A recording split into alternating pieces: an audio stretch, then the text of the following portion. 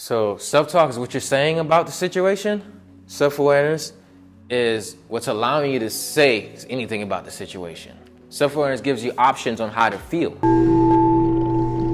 So now the reason why I've shown you that is because after this workshop, what would happen was you would now become conscious of the emotional states taking you in the past and taking you in the present. Now, how is that useful, just knowing that, this is in the past, this is the present? Because it allows you to just give you your power back. So self-awareness gives you an option to choose what emotional states you want to live in. You know what I mean? If you knew why you're feeling like this exactly, then you can be like, oh, now I can let it go, or I can take an action to solve it. But if you don't know, how do you know what actions to take? Okay. So let me give you an example with food. So a major part of this workshop is supposed to talk about food, but I go where the spirit leads me in emotions today, okay? So crunchy, salt, sweet, crunchy, salt, sweet, sour, bitter, and creamy. Okay, here's the funny part. This is what's good for you. This is what balances you. I love this. I might even have to go motivational on y'all. I need to switch from teacher mode to motivational. Sour. The sour is what balances you out, and this is what's good for you the most. When a good balance of the bitter and the sour is good for your health. Maybe like bitter and sour. Most plants kind of have a bitter sour. Now, what is crunchy? What's crunchy for? What emotion do you think crunchy is relates to? Exercise. When you gnashing, crunchy, anger.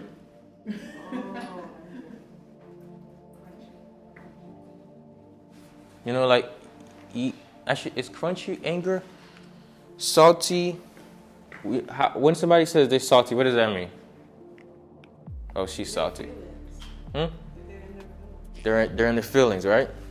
So salty is for anxiety. So you might want salty food when you're facing anxiety. Sweet is for the lack of love. So when you need love, you take sweet. Creamy is for comfort. When you feel like you need a hug, you get a milkshake. I'll just have me some milkshake with some ice cream. Ice cream is both creamy and sweet. I need love and comfort. So if I need love and comfort, I need ice cream because it's creamy. So now if I'm anxious and angry, I need chips. I'm so hungry. So you just eat the whole bag of chips. Now, why are you eating a whole bag of chips? Because in your stomach, either you could have bats in your stomach or you can have butterflies. So you could have worry or you can have anticipation. You can have excitement or you can have shame. Bats of apprehension or butterflies of anticipation. So when we eat, we try to feed the butterfly, we try to feed the bat. When you eat the things like that, we just try to feed the bat in our stomach. So if I eat crunchy and salty, I'm feeding the bat so that when I put food in my stomach, I feel good. So your digestion is connected to emotional states. So that's why you eat it's called emotional eating. Now you'd be like, okay, so why are you telling me all of this? What's the importance? Because now you could reverse engineer through self-awareness to find out what emotional state you're in. So that's why if you see yourself eating a lot of chips, ask yourself, am I anxious and angry? You see yourself eating a lot of sweets, do I need love? You see yourself eating creamy, where am I getting my comfort from? So now when you're self-aware, you do a solution-focused action that can help you do it in a positive way. So what if you had specific exercises and self-talk that you can navigate inside out so that you can go out of these emotional states? That's how you take care of yourself, because now You're experiencing life how you want to experiencing life rather than experiencing life based on what's happening to you. And it goes back to it's not what happened to you, it's how you respond to it. So you respond to it better with your breath or with a better thought. So I'm going to give you a great example. So I had met a girl. It didn't work out, by the way. I really liked her too. But so I met this girl, right? I was like, oh, this girl, there's something about this girl. I gotta take her out. So I met her, and then it was a month went by, I never really texted her. So I texted her eventually and started talking to her. Then eventually, I was just like, you wanna get coffee? Wink, wink. So I wanted to go out with this girl to take her out on a lunch date. So what's the first thing they tell you when you go out on a lunch date with somebody? You wanna treat them like they're special, because they are. You wanna give them your undivided attention. You don't wanna be on your phone. You want to ask questions so you could know what's going on with them. You want to also provide a form of entertainment. So maybe try not to be boring because you won't get a second date. What else can you do? Maybe you want to be open-minded. You want to be compassionate, non-judgmental. Those are all things you do when you spend time with somebody else. The same thing you do when you spend time with somebody else is the same thing you do for yourself. No judgment, no phone, no distractions, undivided attention to yourself through your breath. You're doing something that's going to propel you, that's in your best interest. Now, can you take someone out? If you took someone out that have cancer and you gave them Popeye's chicken, are you taking them out or are you messing up their lives? Are you a good friend? You're not a good friend because they shouldn't be eating that. You need to take them to a quality place. So the same way you want to take your friend to a quality place, you have to take yourself to a quality place. Right. So it's the same mentality. You're not going to sit. Some people say I'm going to do self-care, but I'm going to sit and watch Netflix for 6 hours and watch people kill each other, or watch the most negative show in the planet, and think, oh, I'm going to feel good. There is self-care and there's self-distraction. Don't confuse self-distraction with self-care. You know what I mean? Don't confuse self-distraction with self-care. Working out is definitely self-care. That is the number one ultimate way of self-care. If you didn't do anything today and you just worked out 20 minutes twice a day, you have your self-care plan right there. That is. You know how much you're doing for yourself? A whole lot. You're making yourself happier. You're helping yourself live longer. Scientists found out that exercise and your diet and your well-being, the three major components that you need to remember to prevent disease, both emotional and physical, are these three things you want to do, you want to not do. So these are the three causes of most diseases. Heart diseases, including cancer. So I'm going to tell you exactly what it is. So number one is this includes all forms of cancer. Distress. Distress is when you feel like you can't handle the challenges of life. If you feel like you can't handle it, you're in stress. I got too much on my plate. I can't handle the plate. The plate is going to fall, so I'm in distress. So whatever you can handle puts you in distress. To sum it all up, what's the second one you think? Lack of exercise. I would say bad diet that includes these three. The 5 whites. Remember these things. These are the 5 whites. Also have to do with the emotional states. Salt, sugar, flour, dairy, pasta. Pasta's paste. Salt, sugar, dairy, flour, and white animal fat. These are the 5 devils. They call them the 5 white devils. Salt, flour, sugar, dairy, and white animal fat. All of these are the main causes of high blood pressure, diabetes. And then another one is smoking. So this is this is mainly the main causes of all of our problems. This is like pretty much it. Stress, exercise, and a diet that's not giving you power. So self-love is when you find ways to alleviate your stress by building yourself up, by building the self up, build yourself up so you can handle the challenges of life. Build your mental capacity so you can recognize what are challenges or just happenings. Self-awareness grants you the opportunity to choose. So you can choose what to do when something arises and how to handle it. So that's what's important to be aware of yourself. So I was saying, when you spend time with yourself alone, you got to take care of yourself. So how do you do that? You got to breathe. So there are 8 types of meditation.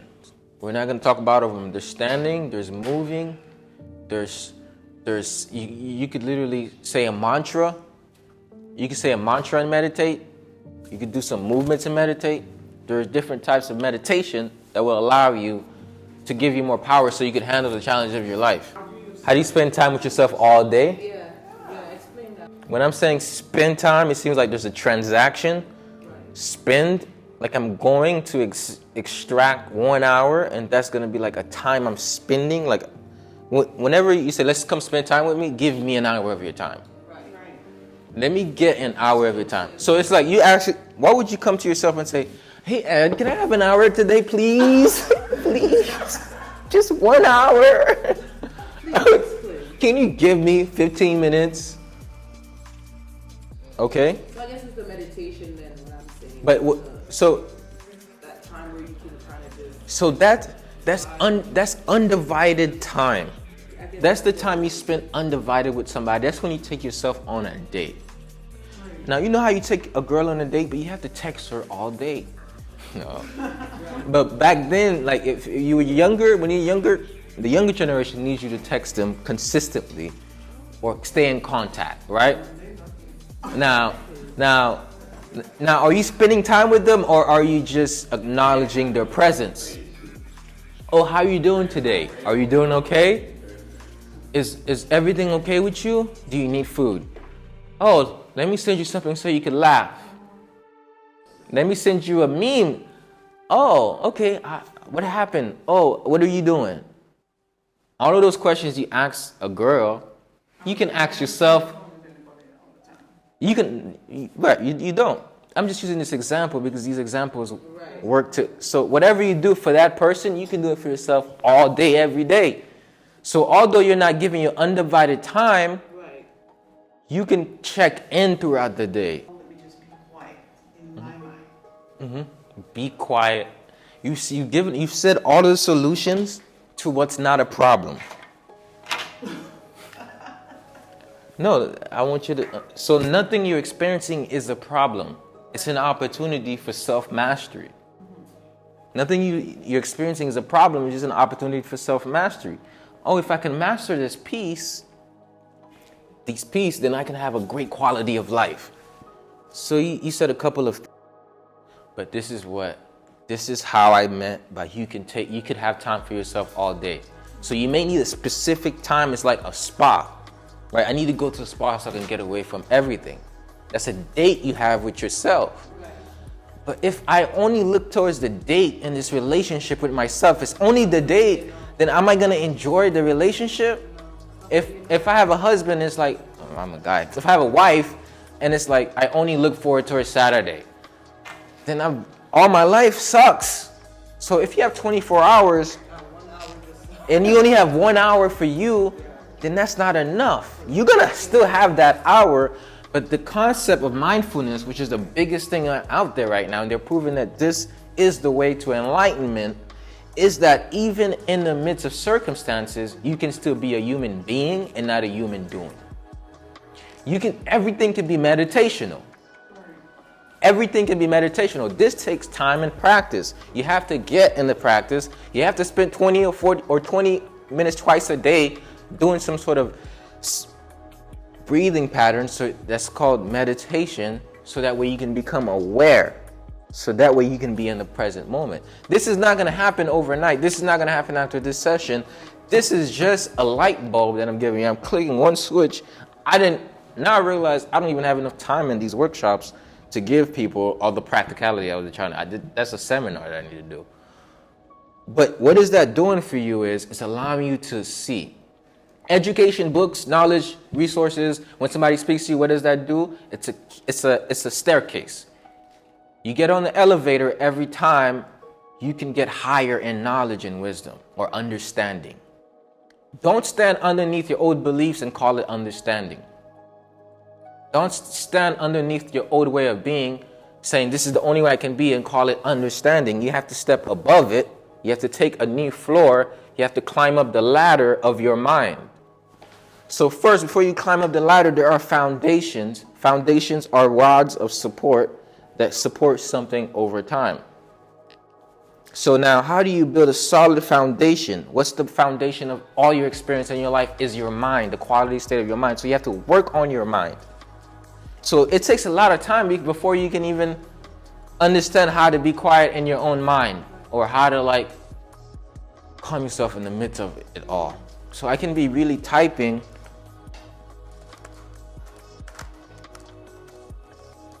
I can be typing, and while I'm typing, I can be typing and just in the present. Try typing, listening to some inaugural beats music. I like to listen to higher frequency. Certain hertz work your mind to calm yourself down. So I'm focusing so much on what I'm doing that my typing, I'm putting myself into the text. I became one with what I'm doing. So I'm alone with whatever I'm doing. I'm all one with it. So by the time I'm done with it, I felt like I lost track of time. So you have to spend so much time with yourself that you lose track of time. So the same thing that stresses you out because I lost track of time working on this, it's like, I lost track of time. But you can also lose track of time in bliss. But most of us, we lose track of time in stress. The difference between stress and bliss, there's literally the difference between stress and bliss is your ability to handle or your ability to realize that you don't have to handle. When you actually realize your experiences and you is not the same thing. Yeah, you can be too much to yourself, but I say that's called being selfish. When you're too much to yourself, you're being selfish. Now, if somebody say, is being selfish good or bad? Being selfish is not good or bad. It's based on the circumstance. Sometimes it's important to be selfish, to be to yourself. But when you don't express yourself, you are selfish with what you have. So you may say, oh, okay, is selfish bad or good? Selfish is not bad. So the reason why you want to express yourself is because if you're in tune with you, if you're a symphony, you want to play that, right? So people can listen to it. If you're in tune, your music is loud, you're in tune, and you're at peace, and when this music plays, this piano is peaceful, you want other people to hear it. So that's why it's called expression, because you're letting it out, you're sharing some of yourself. So now, some people say, okay, I'm quiet. Okay. Or you can say, I'm a super creative. I'm a super creative thinker that's blissed out. So sometimes I'm just blissed out. I'm happy. Maybe I'm just chilling. I'm vibing. I'm good. But you can also ask yourself, how can I express myself today? You know what I mean? Like, if I don't talk to this person, what does he not get? You know what I mean? So that allows you to be like, oh, okay, I need to share a little bit more of myself. Or sometimes I feel like when I talk to people, they don't really understand. They don't really understand what you're saying? Yeah, what I'm saying, like where I'm coming from. Mm-hmm. Okay. So maybe you have to work on your communication skills. And once again, that's not happening overnight. I need to work on my communication skills. I was hoping that I came here today, that I said something that I can take back home and use for myself. No, but that happens all the time though. Like I do something, I'm like, oh, let me take that and go and use that for myself.